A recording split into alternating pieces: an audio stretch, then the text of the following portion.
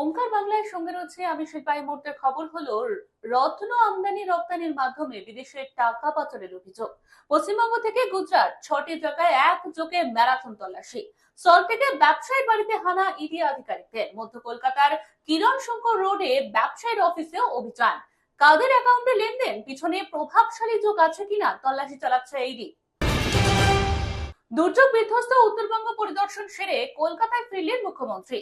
বিমানবন্দরে সাংবাদিকদের মুখোমুখি হয়ে তিনি বলেন, অনেক পরিবারের সঙ্গে দেখা করেছি, মিরিকে ত্রাণ সরবরাহ করা হচ্ছে। ত্রিপুরায় আমাদের টিমকে আটকানো হয়েছে।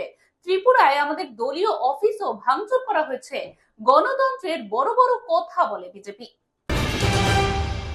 উত্তরবঙ্গে বন্যা ত্রাণ দিতে গিয়ে আক্রান্ত হয়েছিলেন বিজেপির সাংসদ বিধায়ক। এরপরে ত্রিপুরার তৃণমূলের পার্টি অফিস ভাঙচুরের অভিযোগ ওঠে।